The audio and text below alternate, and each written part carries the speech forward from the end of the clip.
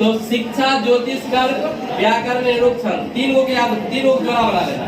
शिक्षा, ज्योतिष, कल्प याद करने के लिए शिक्षा, ज्योतिष, व्याकरण, निरुक्त, शिक्षा, ज्योतिष, व्याकरण, निरुक्त याद होगा।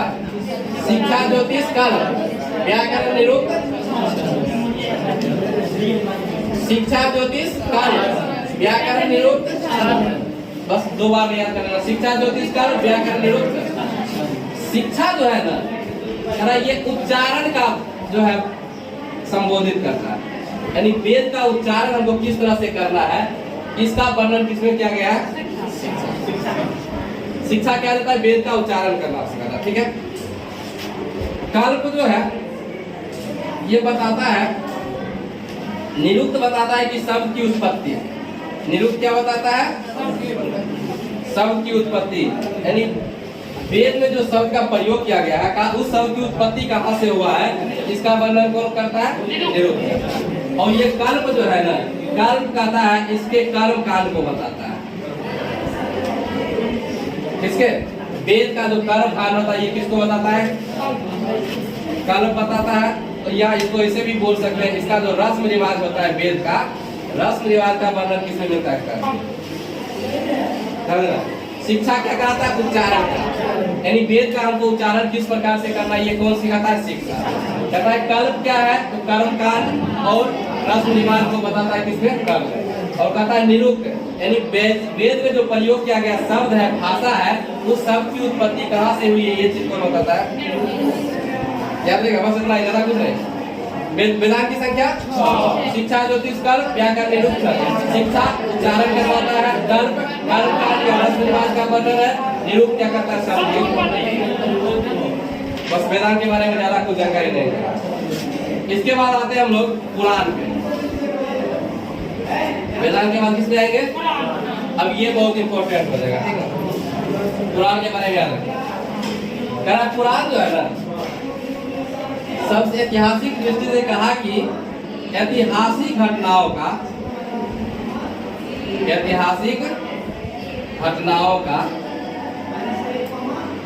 क्रमबद्ध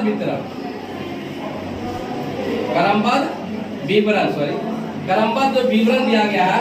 कहाँ दिया गया है, सर्वप्रथम ऐतिहासिक घटनाओं का। देखो अभी तक इतिहास का चर्चा हुआ था, अथर्ववेद में भी हुआ था ना, ऋग्वेद में हुआ था, क्या घटा, लेकिन कहा क्रमबद्ध तरीकाओं से, क्रमिक रूप से कहा जो विवरण किया गया, कहा किया गया पुराण। पहला पॉइंट पुराण के बारे में यही आता था, कहा कि ऐतिहासिक घटनाओं का जो सबसे क्रमबद्ध, पहले बार क्रमबद्ध विवरण जो किया गया, लिखा गया किसमें, पुराण जो है ये कहता है, पुराण जो है ना इसकी संख्या कितनी है, पुराणों की संख्या कितनी है, जिनमें से 5 पुराण है प्रमुख। पुराणों की संख्या 18, 5 प्रमुख है। ये 5 प्रमुख कौन कौन सा है इसको याद रखें। पहला जो है मत्स्य पुराण, मत्स्य पुराण। उसके बाद वायु पुराण, उसके बाद हो जाएगा विष्णु पुराण, उसके बाद हो जाएगा ब्राह्मण, और उसके बाद एक और हो जाएगा भागवत का नाम सुना है ना, भागवत का नाम सुना है। ऐतिहासिक घटनाओं का क्रमबद्ध विवरण, पुराणों की संख्या प्रमुख कितने, कहता है मत्स्य पुराण है, मत्स्य वायु विष्णु ब्राह्मण भाग, मत्स्य वायु विष्णु ब्राह्मण भाग। अब इसमें एक चीज और याद रखना कि इसका जो ये जो पुराण है ना, कहता है ये जो है ना कौन चीज कौन वंश से संबंधित होता है, प्रश्न यहाँ से पूछा। इतिहास में लोकसेट में डिब्बा में दिया, उसमें 3 को चीज दिया, ये 2 को नहीं दिया ना। तो इसमें कहेगा कि मत्स्य पुराण जो है ये आंध्र सतवाहन वंश से संबंधित है। कौन, आंध्र सतवाहन वंश से संबंधित है, ठीक है। वायु पुराण जो है ना गुप्त वंश से संबंधित है। विष्णु पुराण मौर्य वंश से संबंधित। ब्राह्मण पुराण जो है ना इसको जो है महापुराण भी कहते हैं। ब्राह्मण पुराण को क्या कहते हैं? महापुराण कहते हैं। और ये जो है पुरु वंश से संबंधित है। कौन वंश से? पुरु वंश। और भागवत में जो है कृष्ण की भक्ति की चर्चा की है। कृष्ण की देखता है जब अभी महाराज जी आते भागवत कहते हैं, ज्यादातर चर्चा किसके करते हैं? कृष्ण भागवत। याद रहेगा पुराणों की संख्या 18, प्रमुख कितने? मत्स्य वायु विष्णु ब्रह्मांड। मत्स्य पुराण आंध्र वायु पुराण विष्णु पुराण ब्राह्मण पुराण महापुराण कहते हैं। इसको पूर्व वंश से संबंधित है। भागवत अब याद करने में इसको बड़ा परेशानी होता है, याद कैसे? कोई बात नहीं, याद करवाते हैं। मत्स्य मतलब मछली ना। अब मछली का उत्पादन कहाँ होता है? समुद्र में जाता है। आंध्र प्रदेश में समुद्र है, आंध्र प्रदेश समुद्र है ना, तो मत्स्य का उत्पादन कहाँ? आंध्र प्रदेश में। तो दोनों आंध्र सतवाहन वंश याद कर सकते हैं। मत्स्य पुराण किससे? वायु को हम नहीं देखते, गुप्त रहता है। वायु पुराण गुप्त वंश। विष्णु जी मोर लगाते हैं ना, विष्णु जी क्या लगाते थे? मोर लगाते हैं। विष्णु जी मोर। अब दुगो को याद कर सकते हैं, ब्राह्मण को महापुराण कहते हैं। अब भागवत में हमको अच्छा से याद है कृष्ण जी। ठीक है, इसके अतिरिक्त एक पुराण और याद था, कहा कि ये जो मत्स्य पुराण है ना, ये सबसे प्राचीन पुराण है। सबसे प्राचीन पुराण मत्स्य पुराण सबसे प्राचीन पुराण है। और एक पुराण के बारे में और याद रखना, अग्नि पुराण। कौन पुराण? अग्नि पुराण का नाम सुना है ना? कहा इसमें जो है राजतंत्र के साथ क्या कर रहा है? राजतंत्र के साथ कृषि का भी चर्चा किया गया। पुराण के बारे में याद रखना। देखो ऐतिहासिक घटनाओं का क्रमबद्ध विवरण पुराण में। संख्या 18, प्रमुख मत्स्य पुराण, वायु पुराण, विष्णु पुराण, ब्राह्मण, भागवत पुराण। कहा सबसे पुराना? ये हो गया मत्स्य। और जो है एक ऐसा पुराण जिसमें राजतंत्र होता है ना, राजा का जो शासन है, राजा का जो नियम है का उसका वर्णन और साथ साथ कृषि का जो वर्णन क्या किसमें? अग्नि। इतना जिसको पहले नोट कर लेना।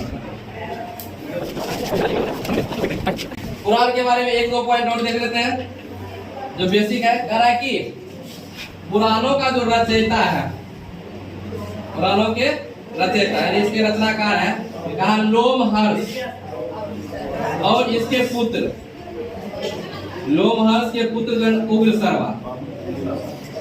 कौन थे? बेसिक पॉइंट है। यानी कौन? पुराण के जो रचयिता है कौन है? रचयिता लोमहर्ष और उसके पुत्र उग्रसर्वा।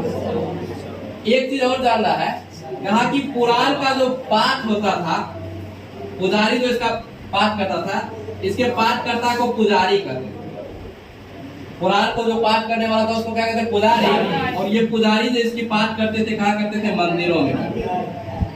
याद रखेगा, याद रखना। पुराण का जो पाठ होता था उस पाठकर्ता को पुजारी कहते थे और ये कहा करते थे? इसके बाद एक पॉइंट और याद रखना था, कहा कि पुराण का जो अधिकतर रचना हुआ है, कहा ये जो रचना हुआ था ना, तो संस्कृत भाषा में। पुराणों का रचना किस भाषा में? संस्कृत श्लोक का प्रयोग किया गया, संस्कृत भाषा का प्रयोग किया गया। ठीक है। रचयिता लोमहर्ष, इसके पुत्र उग्रसर्वा, इसके पाठकर्ता को पुजारी कहते हैं और कहा करते थे? मंदिरों में। रचना कौन भाषा में? संस्कृत श्लोक का प्रयोग किया गया था।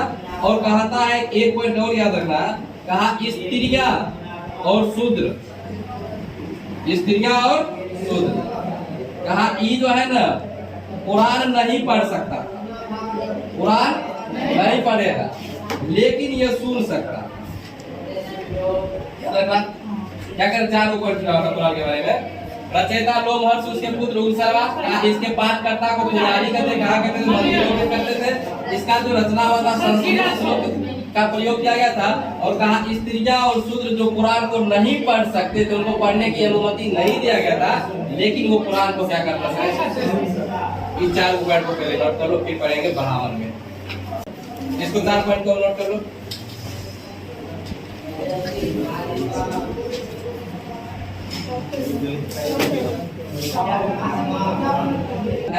कहा कि वैदिक संहिता की वैदिक संहिता की व्याख्या के लिए गद्य के रूप में रचित, गद्य के रूप में रचित। सबसे पहला पॉइंट ये याद रखना, क्या कर रहा है, कह रहा है वैदिक संहिता। वैदिक संहिता याद है ना, जो वेद से संबंधित संहिता था। कहा वैदिक, जितना भी वैदिक संहिता था, वैदिक ग्रंथ था, कहा उसकी व्याख्या के लिए कह रहा है गद्य के रूप में रचित। जैसे कि कोई श्लोक देता है, उसका व्याख्या होता है ना, गद्य के रूप व्याख्या करते हैं ना, कहा उसकी व्याख्या के लिए तो गद्य के रूप। श्लोक था, कहा उसका व्याख्या करेगा किस रूप में, गद्य के रूप। तो पहला पॉइंट यही याद रखना, कहेगा कि वैदिक संहिता की व्याख्या के लिए गद्य के रूप में किसकी रचना हुई है, ब्राह्मण ग्रंथ। गद्य के रूप में किसकी रचना, ब्राह्मण ग्रंथ। अब इसके बाद क्या होता है, कुछ इधर वेद है और इसका जो है ब्राह्मण ग्रंथ, वेद है और इधर क्या है, ब्राह्मण ग्रंथ। हर एक वेद का अपना अपना ब्राह्मण ग्रंथ होता है, ठीक ना। कह रहा है वेद, तो वेद अपना लोगों को पता है, ऋग्वेद, दूसरा यजुर्वेद, तीसरा सामवेद और चौथा अथर्ववेद। सबका अपना अपना क्या होता है, ब्राह्मण ग्रंथ। सब वेद का अपना अपना ब्राह्मण ग्रंथ। अब ये ब्राह्मण ग्रंथ कौन था, इसका जो था ना, ऐत्रेय कौशिकी। अभी याद करेंगे किसका कौन ग्रंथ, अभी तुरंत याद होगा, क्लास में याद होगा। अभी पहले लिख लेते हैं, ऋग्वेद का ऐत्रेय और कौशिकी। यजुर्वेद का था, ये हो जाएगा तैत्तिरीय, सतपथ, तैत्तिरीय और सतपथ। सामवेद का था पंचबीस और जैमिनीय, पंचबीस और जैमिनीय। और अथर्ववेद का था गोपद, अथर्ववेद का गोपद। अब देखो, ऋग्वेद ऐत्रेय कौशिकी, ऋग्वेद का ऐत्रेय सतपथ, सामवेद का पंचबीस जैमिनीय और अथर्ववेद का याद नहीं, बार बार बोलेंगे। देखो इसका एक ट्रिक याद रखना, ट्रिक होगा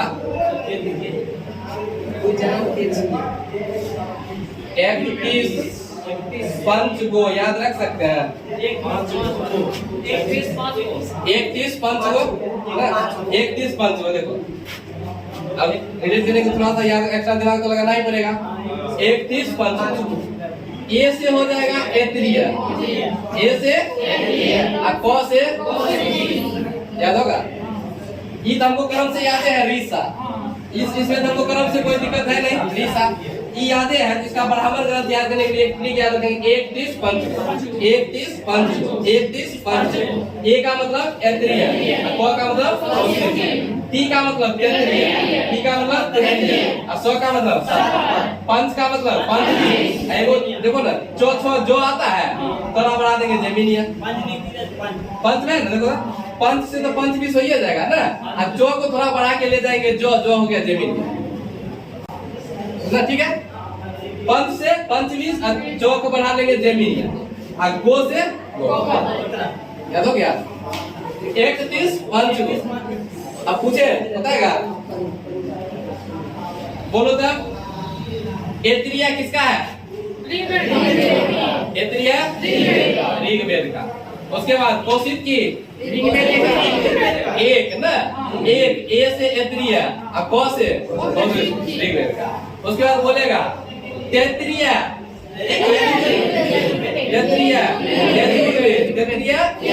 यजुर्वेद, सतपथ, 1 और 30, 30 से तैत्तिरीय, 100 से सतपथ। उसके बाद पंच, सामवेद, उसी को बढ़ा के जैमिनीय, गोपद हो गया, याद हो जाएगा। ये याद करने का तरीका था। लेकिन एक चीज यहाँ और याद रखना है, यहाँ ये जो तैत्तिरीय है ना, तो तनी याद करो, वेद का जो विभाजन किए थे यजुर्वेद का, एगो बताए थे कृष्ण पक्ष में, एगो शुक्ल पक्ष में बताए थे। इसको याद रखना। कहा तैतरीय जो है किससे है? कृष्ण से, और सतपथ किससे?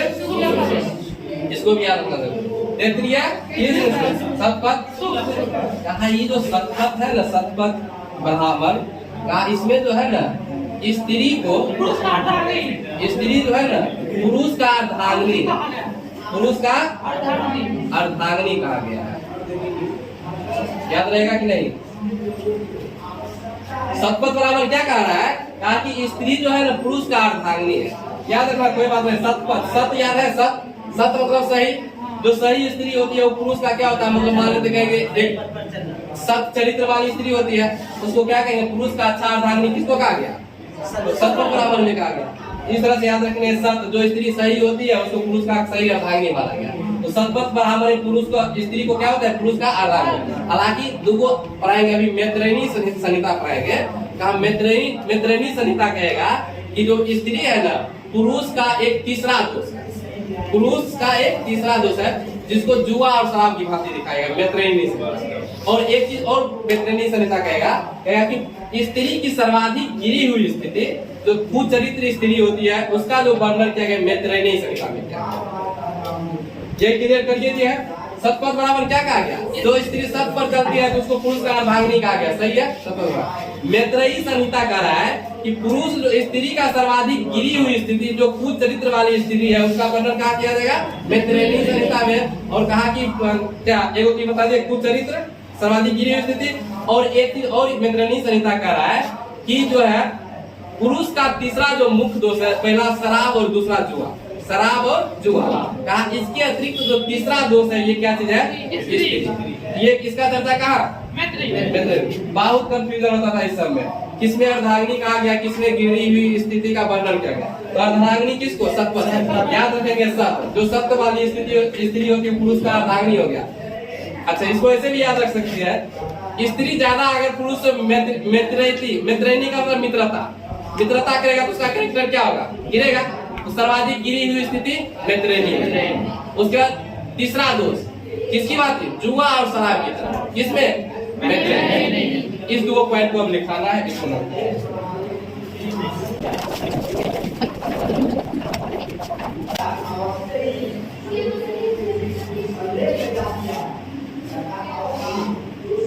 ऐतरे भी निकल रहेगा, रोएगा ठीक है।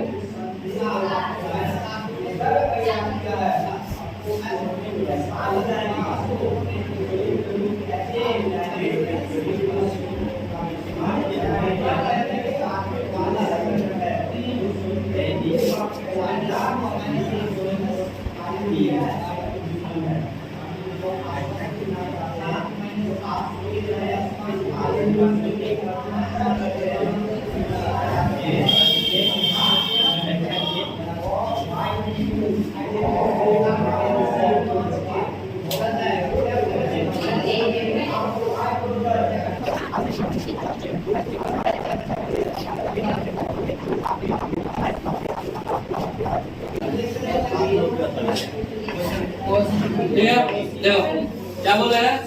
बराबर गलत, यानी वैदिक संहिताओं की व्याख्या के लिए किस रूप में? इतना ही याद रखना इसमें। बराबर गलत, वैदिक संहिताओं की व्याख्या के लिए गलत के रूप में लिखा गया एकमात्र ग्रंथ वैदिक है। सॉरी, बराबर गलत। अब बोलेगा ऐतरेय किसका? कौशिक की। तैतरीय यजुर्वेद का। कौन पक्ष से? कृष्ण पक्ष से ना। उसके बाद सतपथ यजुर्वेद। कौन पक्ष से? तालब सौ ये है ना, तालब सौ शुक्ल, तालब सौ सतपथ, याद रहेगा। उसके बाद पंचदीश सामवेद, जैमिनीय सामवेद। उसके बाद हो गया गोपक, इस मतलब जो है स्त्री को पुरुष का अर्धांगिनी। उसके बाद जो है ना स्त्री की सर्वाधिक गिरी हुई स्थिति का वर्णन संहिता में। मतलब स्त्री जो है पुरुष का तीसरा, जुआ और शराब की भांति तीसरा दोष है। किसमें? मैत्रेयी संहिता। हो गया। अब कुछ पॉइंट अन्य वैदिक संहिता देख लो, जिसको हम सिर्फ लिखा देते हैं, ठीक है, ज्यादा कुछ है नहीं, पढ़ने वाला जो था याद करवाने वाला इतना ही था। अब एक एक लाइन अपना सबको लिखा देते हैं। हेडिंग दे दो अन्य वैदिक साहित्य, बाकी ये सब तो मेन था, ठीक ना। अब एक दो पॉइंट का है, इसलिए सबको अन्य में कर देते हैं।